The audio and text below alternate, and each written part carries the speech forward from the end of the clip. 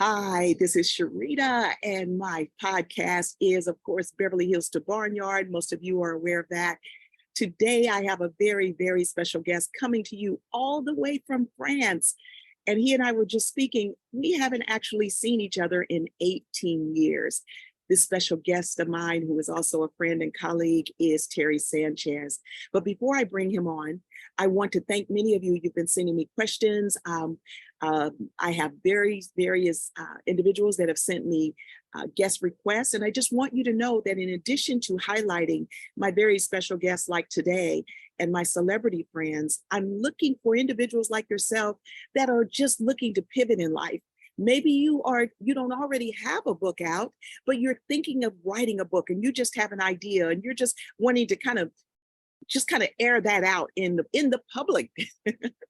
Because what this show is about is to help people pivot, to help people make courageous choices in life that so often we will sit on. You have something in you that's waiting to be birthed.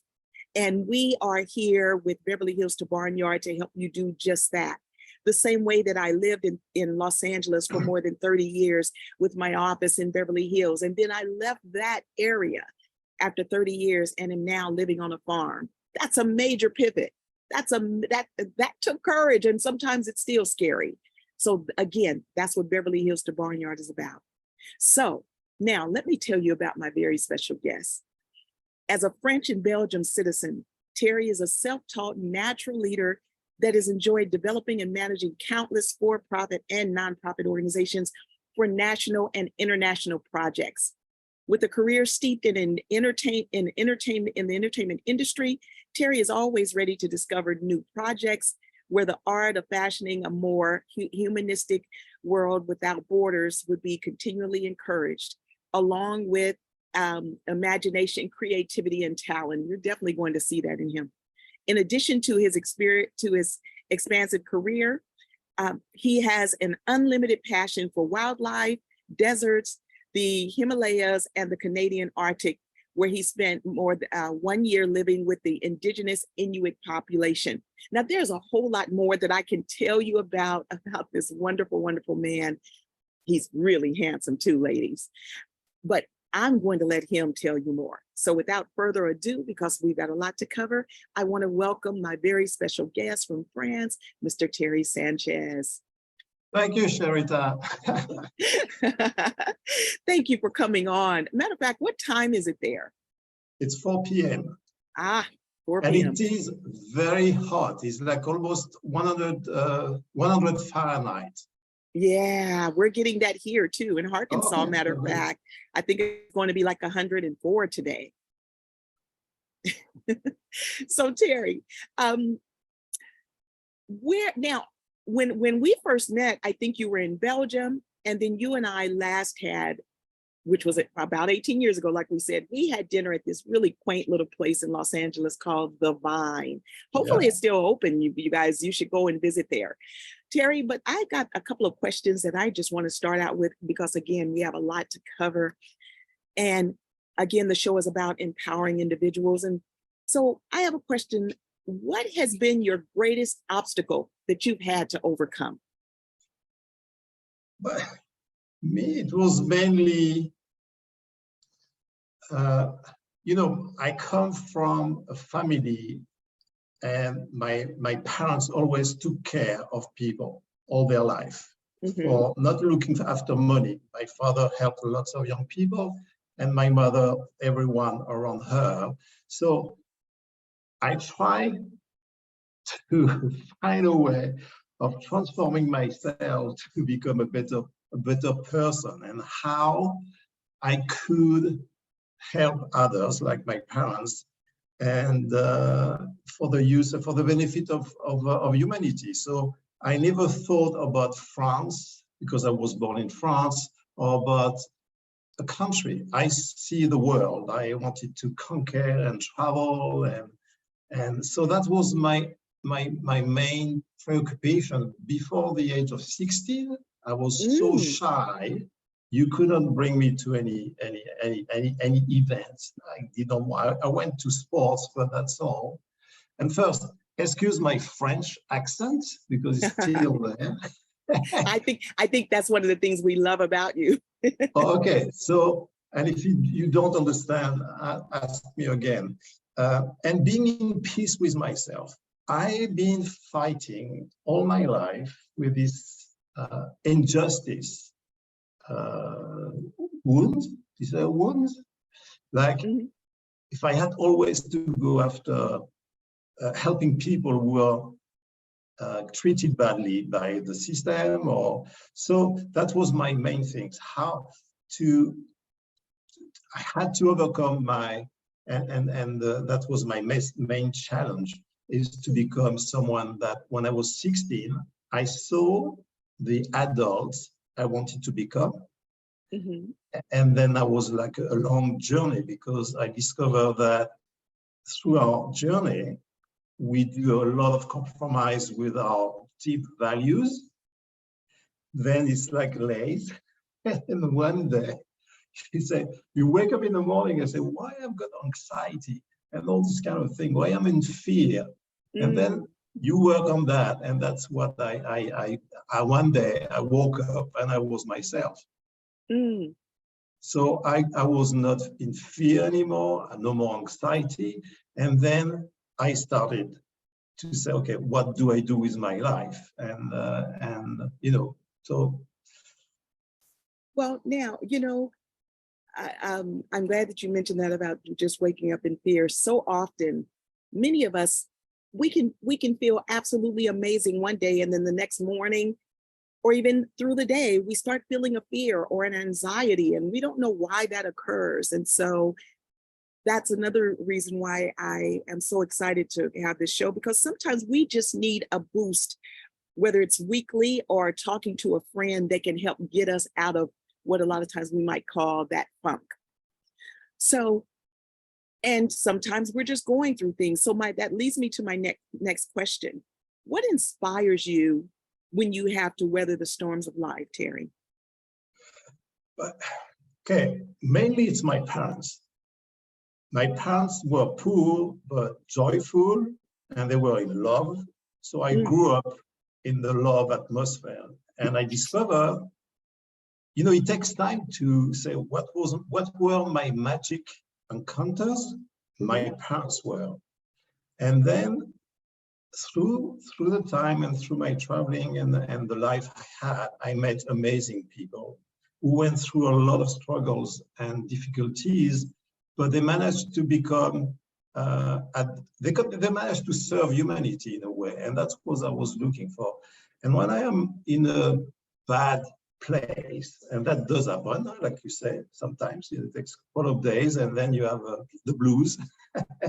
So I just need to think about the people that I have met, like you, for example, are always smiling and joyful, and my children that are very positive youngsters, and since they are young, they were positive more than me.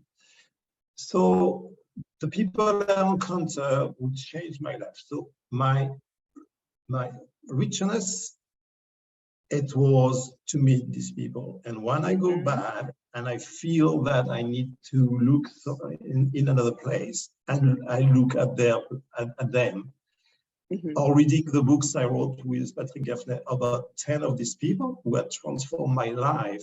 So transformation, that was my journey to transform myself.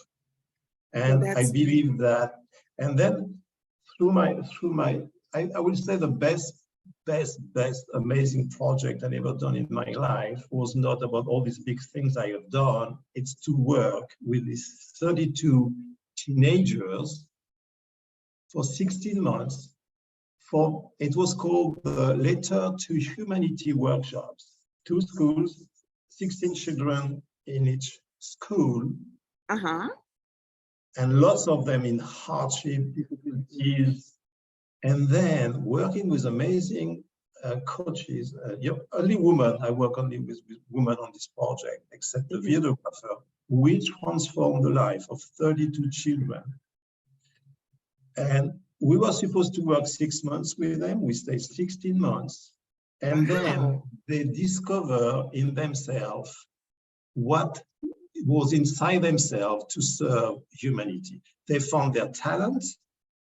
And that's why I said, if we were spending more time with children or with teenagers that have difficulties in life, in schools, dealing with injustice, for example, and it was during the terrorist time in Belgium, and most of them were Muslim, of Muslim origin.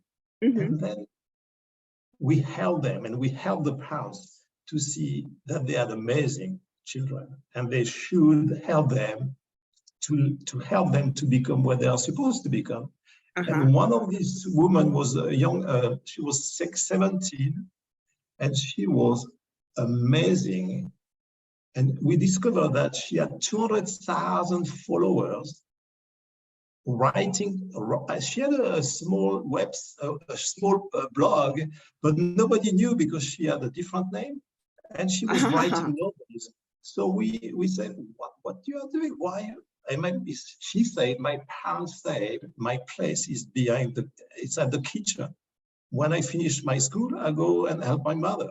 And then we discussed with the parents and say, you have an amazing daughter. She has an amazing talent. Help her. But the good thing is most of them kept in contact with the team. And for me, that we did a book with them. So that for me was and a lot of very famous people joined us on the project to help this teenager. So that was for me the best ever project I've ever done in my life. Now, is that your book, Talent for Humanity?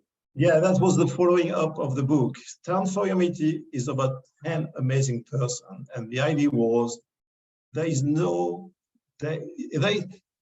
time or to become who you are and to transform yourself. So we took 7 examples with Patrick Gaffney, who co-wrote the book, the Tibetan book of living and dying, and works with me 3 years on this project. And the idea was not to tell and to show what they were doing, what these people were doing, but who they are and who they were, and their journey from age of 6 years old for some until 70, and 15 pages. So we decided to try to be like a book, but a mirror. So anyone who wrote the book, who read the book, could at the end write their letter to humanity too, and try to explore for themselves a new way. So we did help people outside of our own network, and even I've been contacted by a school in America and Canada. But we say that we have developed the project. We wrote about the project. Now they can have it free for them, a full package of how they should do and how they could do. But it's mainly the facilitators who help, and to say that any child, if we plant a seed of love, it can become an amazing thing one day. But we will maybe never know about it. Yes. Now tell me this, how long has it been since you worked with the youth with that project? It was a pilot project with the Ministry of Education in Belgium. So it was in 2015 and 2016. Then we did. Oh, go ahead. I'm sorry. No, but.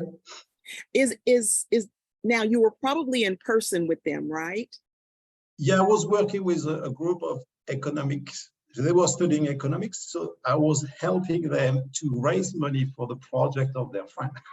So we create kind of a support group, and we had 185 donors outside of the help of the Ministry of Education. But 95% of the donors were women. So the women are very close to all these kind of projects more than men. Yes. You know, I find that also with all the different organizations that I work with, even here in the US, mostly it's women involved. And that's why we are looking to involve more men, because when you have a lot of single parent households that are mostly also women led, that's very few positive male role models that our young boys are being exposed to. And so the reason why I was asking you, when was the last time? And then also, was it in person? Because I'm looking to develop more programs that can happen virtually. See, the good thing about COVID-19 is that everyone across the world now are familiar with doing things virtually, and they feel comfortable in doing that, like you and I are on right now. The other thing is, Terry, is that here on the land, next summer, we plan to have our youth programs and our camp operating. So my goal is to have some virtual projects where we're empowering you throughout the year virtually, and then they come together in person and meet each other here at camp next summer. So I want to talk to you about that project because I'm working with a few organizations. We were going to bring, matter of fact, Monique Wells is one of my collaborating partners, and she's there in Paris. We were supposed to have camp this summer, but the mobile homes that we had donated, there was just no way that we could have gotten them ready. They were just in too bad a shape. And matter of fact, I didn't even move them here to the property. So we're looking to get 2 bunkhouses that we will have here, and our goal is to have 40 kids here next summer. And I would love for you to be one of our collaborating partners. Oh yeah, can they camp there? Yes, that's what it's going to be. We will have 20 bunks in each camp, in each bunkhouse, which will be able to have 40 kids. Now, the bunkhouses will also serve for our women's empowerment program. We will have an executive retreat. See, I used to be a director at a YMCA, and we had executive camps and retreats up in Big Bear. And I want to mimic that here on my land. And so I would love for you to be a collaborating partner for the future projects. Of course, I can even send you everything because most of our documents are also in English. So I can send it to you to look at. Yes, so maybe you will find some inspiring things for the teenager or the kids. Well, I know it's going to be. See, I know you, and the way that we met was through your humanity project. I mean, we met on the basis of what we're discussing, and so, and you have been consistently. I mean, we have been in touch over these years, and you have not wavered from being that wonderful humanitarian. And until recently is when I realized that you also had worked with the kids. Or we would have been collaborating sooner. Yeah, but I always, Talent for Humanity was a nonprofit for a while based in America and Belgium. But when I finished most of my projects, I kept the brand, and now I'm developing project under the brand name. But I try to avoid companies and all the paperwork. And so, I was trained as an accountant, but my dream was to be a vet in a national park in Africa. So that one day I went to the Inuit, so it was far away from Africa, but I decided to live my dream at least once in my life and to cut with my family because I was so close to my parents that sometimes just need to separate a little bit and then come back, and it's like, okay, you are free now, free to move in the world. So, well, see, and that's another thing. Monique and I, for every week, we were having our youth veterinarian program, and we were on like this, and we were bringing vets on from all over the world, talking to youth about going into the veterinary field. So that's another reason why I want to introduce you to Monique Wells and the Wells International Foundation, which again is located there in Paris. Now, do you tell me this? What new projects do you have coming up that you'd like to mention? I still work because during the COVID, we were still working on a musical with a small team from Canada, America, and European. And then the COVID came, and the producer stopped working. Then I put that into a drawer. Then I took it back a few months ago, and I said, that's an amazing project. I should go back and work on it. But, a musical takes a long time. So I said, why should I do in the meantime that I could keep my soul work, to just be who I am. So I've been involved with water. I will not go into details. So I created a project called Water for Humanity, Fountains of Hope. And it is with maybe a partnership with a big Japanese company and a humanitarian organization where I found a way of helping people with their health and their financial growth in the meantime to serve a humanitarian project. So It is still in development. It should be ready by the end of the year. I already got a few big financiers who say, oh, let's go into it. It's amazing. And you know, I've been trying to raise money most of my life, like you. So, and working with the competitor of Cirque du Soleil for 5 years, I raised a lot of money for the company I used to be employed, works in Las Vegas and China. And then I decided at one point that working on a huge project for 4 years, you know, each project is 4 years development, Las Vegas or China. And you deal a lot with money and lawyers and financial advisors. So the creative side gets diluted. Yes. And then you have to compromise again with your values. Right, right. So that was a point for me to say, should I go on? Because it was a 4 years parentage in my life, because I did not have to deal with bankers and all that. I receive a salary every month and points. And then I left the company, say to myself, what should I do with my life? And then I got to few meetings with corporate companies. Then I came back home and I said, how much money I have in my bank account saving for my retirement? And I had enough for 10 years, almost two. So I said, okay, I'm stopping working and I'm only going to do what I always wanted to do when I was young. So I budget almost 10 years of budget, and then I said, stop working. And after that, I can retire. So I retired in 2019. So from 2012 to 2019, 2010 to 2019, I stopped working and only done things to serve humanity. Without thinking about and fed your soul. Yeah, and without thinking about the money. So one day I woke up, it was 2019, I said, I have no more money, so I need to get my retirement. And that's what I did. So So now I'm doing this Water for Humanity project, and then I hope that it will be the last one as a big project. But I'm trying to bring a big team around that, and I will just be part of. I don't want to manage. I don't want to run. I don't need more money. If I can make a little bit more to travel more, but you know, I'm 68, and then I just want to try to enjoy my life and travel. Travels. That's what I love, to meet people. You know, when I watch your first video talking about your dog, Joy, what I remember from you is your smile. You know, smiling to people, it's so nice when you can smile to people every day. Yes. And you know, now, like I was saying in that video, I can't, every day, I may not have that feeling to smile, but I find a way to do that. Because when you have a smile on your face, it does trigger how you feel. You know, now a moment ago with you talking about doing what you love, you know, there are 3 main regrets that people have. And they say, I wish that I had the courage to live a little more true to myself and not the life that others expected.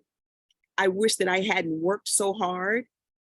I wish that I had let myself be happier. Those are 3 of the highest regrets that people have. So, and sadly, there are so many people that have more riches than they could ever spend. Bigger homes and say they haven't even seen some of the rooms that are in their homes in who knows how long. They're not living in the spaces. And so how are you measuring success? I ask people. What instead of going after what maybe society says is success or what is projected out there as success, how do you feel? And that's why I always talk about, what are you doing that feeds your soul? Because at the end of the day, Thierry, when we're laying in bed alone, are you loving yourself?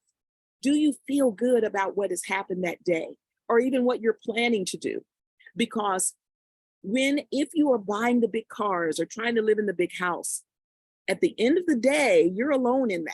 And are you doing that to please someone else, or is it pleasing you? And sadly, you and I both have seen that people with major titles and all of that still commit suicide, and they had all the riches. So what is your purpose? And that's my goal, Terry, is to help people find more of what is their purpose in life.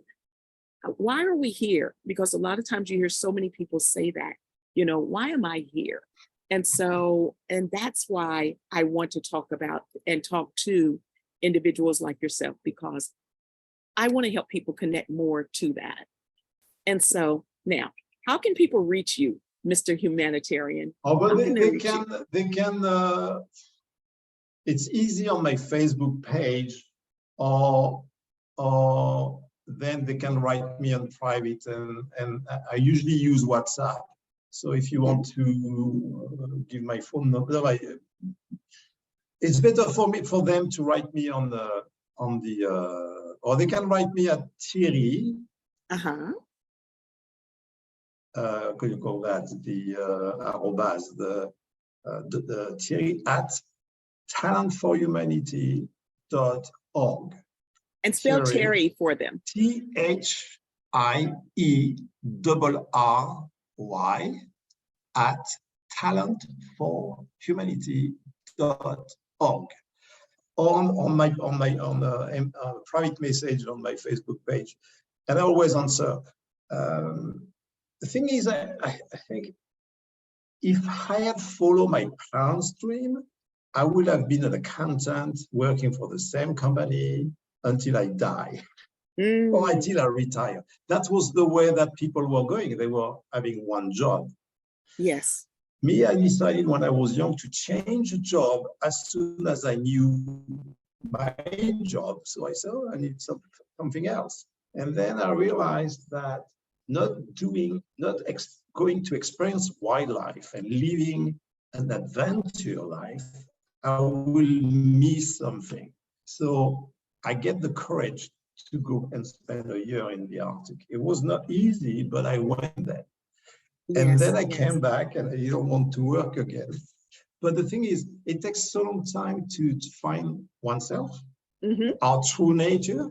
That's the journey. Who I am is me. I would like to be close to my true nature. Now, what is my true nature? How I discover that? Right. So we have dreams when we are young, and maybe in some of these dreams there is an answer.